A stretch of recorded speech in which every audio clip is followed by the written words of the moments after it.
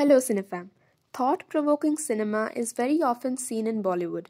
Recently, a film came out which not only pushes us to think beyond boundaries set by ourselves but also questioned and demanded to reform the law of our country.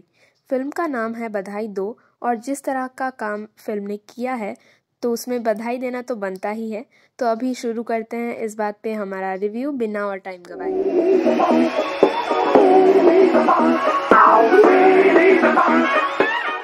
So the movie is about the concept of lavender marriage या marriage of convenience. अब जिनको ये नहीं पता कि ये क्या marriage होता है तो I'll explain it for you. तो अगर दूल्हा गे है और दुल्हन लेस्बियन है तो सोशल स्टिग्मा से बचने के लिए दोनों एक दूसरे से शादी करते हैं और सबके सामने एक हेट्रोसेक्सुअल कपल के जैसे रहते हैं बट सीक्रेटली अपने पार्टनर्स के साथ रिलेशनशिप्स में रह सकते हैं। तो हर्षवर्धन कुलकर्णी ने अक्षत घिडियाल और सुमन अधिकारी के साथ इस फिल्म को लिखा है और डायरेक्ट किया है, जिन्होंने गुलशन देवैया और Radhika Apte starrer Hunter film को भी डायरेक्ट किया था। इस फिल्म में एक सरप्राइज स्टार तो आपको देखने को मिलेगा ही, जिसके बारे में पहले ही हिंट दे चुकी हूँ। कमेंट्स में बताओ वो सरप्राइज कौन है and those of you have watched the movie बस एक स्माइली वाला इमोजी कमेंट करो and don't spoil the fun. चलो अभी बात करते हैं स्टार कास्ट की। तो Rajkummar Rao is there who plays Shardul Thakur, जो पुलिस इंस्पेक्टर हैं और फिल्म में उनकी लैवेंडर मैरिज जिसके साथ होती है वो है भूमि पेडनेकर यानी कि सुमन सिंह, जो एक पीटी की टीचर है। दोनों ने ही एकदम उम्दा काम किया है और इन परफॉर्मेंसेस के लिए फिल्म फेयर तो बनता ही है।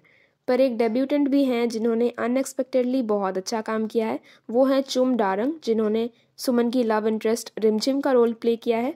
हालांकि पहले वो पाताल लोक में एक छोटे किरदार पे काम कर चुकी हैं, पर ये उनका बिग स्क्रीन डेब्यू माना गया है। सीमा पावा जी भी हैं जिन्होंने शार्दुल की बड़ी माँ का किरदार निभाया है।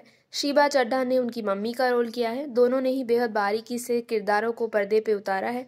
भूमि की कैरेक्टर सुमन के पेरेंट्स के रोल में नितेश पांडे और लवलीन मिश्रा दिखाई दिए और दोनों ने ही बेहद कन्विंसिंग और फ्लॉलेस एक्टिंग की है।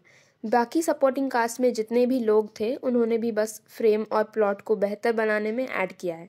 अभी आपको कुछ ऐसा बताती हूँ जो शायद आपको फिल्म के बारे में पता नहीं होगा। नंबर 1, ये फिल्म 2018 की ड्रामेडी बधाई हो का रीमेक है, पर रीमेक में आयुष्मान को डेट्स और इस बात के लिए हटा दिया गया क्योंकि वो पहले भी एक सिमिलर टॉपिक पर फिल्म कर चुके थे। नंबर 2, इस फिल्म में चुम डारंग जिन्होंने रिमझिम का रोल प्ले किया है, उन्होंने हमारे देश को बहुत सारे ब्यूटी पैजेंट्स में रिप्रेजेंट किया है। She was also crowned Miss Tiara India International in 2017. She was also the 5th runner-up at Miss Asia World 2017. And also did you know that she has done an ad commercial for Nirma with Akshay Kumar? तो चलो अभी चलते हैं इस बात पे कि what all did the film get right. Number 1, believable performances that graced the screen. Both the characters and the performances are derived from realism and have a sense of naturality which makes it easier for us to relate to them. All of their accents were perfect too. Number 2, the thing which I am fully loving about the film is that it presented such a vulnerable and important topic with such ease and lightheartedness and with bravery. I heard that people are complaining about the fact कि हर taboo topic या social stigma वाले issues को comedy का सहारा लेकर और seriousness और emotions के साथ क्यों नहीं बना रहे।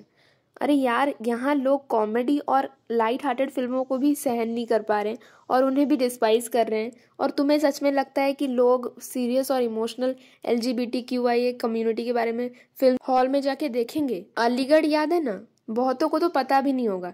इतनी अच्छी फिल्म थी बट तुम लोगों ने ही नहीं देखी। नंबर 3, कास्टिंग एकदम फ्लॉलेस लगी मुझे।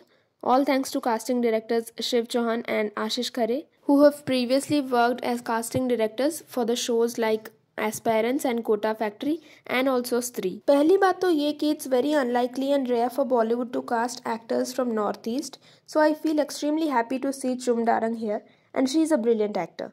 Last time I saw a North Indian face in films was probably Andrea Taryang in Pink and Mariamram Ronaldo Singh in Patal Lok. Also Gulshan Devaya, छोड़ो यार, कितना ही सस्पेंस रखना है। अब जिसको देखना है वो देख ही लेगा। बस ये जान लो कि इस आदमी ने कमाल का काम किया है and his chemistry with Raj is lit. He exudes charm, romance and charisma in the role of Guru, Shardul's love interest, who is a lawyer. Also, the film raised the adoption issue for the LGBTQIA community, which was much required. Number 4, I actually would like to let you all know about a very unpopular opinion because there are many people who said that they were not much impressed with the tracks of the film. But let me tell you all that I truly am. Hum The Seedhe Saadhe is heavenly soulful and I am addicted to it. It is probably the longest song of the movie, beautifully sung by Raj Burman and Shasha Tirupati. Amit Trivedi, Tanishq Bagchi, and Ankit Tiwari have composed some of the best songs of the year. Atak Gaya and Bandi Tote are extremely apt to the ongoing situations in the film and are fun to watch. I also like the title track by Nakash Aziz. Now let's move on towards the flaws in the movie. Number 1. The film is tiringly long with a span of 147 minutes and could have easily been managed to be editing out some of the scenes about their past love relationships and family drama and one of the songs, which could have made the film at least of 2 hours. Number 2. I felt both Sheba and Seema Ji were underused in the film and the writers could have found a way out to use their characters and their perspectives in a comic way to just add a bit to the plot. Number 3. I feel film की marketing और अच्छी हो सकती थी और आज बहुत ज़्यादा अच्छा बिजनेस करती अगर ट्रेलर को और बेहतर बनाते हुए अडॉप्शन वाले इशू को रेज किया होता instead of regular family dramedy. अरे एक और बात भी बतानी है जो है एज रेटिंग्स के बारे में। बात यह है कि इंडिया में ये फिल्म यूए रेटेड है, मतलब 12+ के लोगों के लिए बनी है और वो इसे सिर्फ और सिर्फ थिएटर्स में जाके देख सकते हैं। रिकमेंडेशंस पे आते हैं तो मैं आपको ये फिल्म एक बार देखने के लिए ज़रूर रिकमेंड करूँगी because it's something new for India and I'll give this film 4 stars out of 5. Tell me if you like this movie and my review or not. Also follow me on Twitter. The name of my handle is on your screen. And please do subscribe to my channel and press the bell button to receive notifications whenever I upload a video. See you in the next video and thanks a lot to all of you for giving your time here.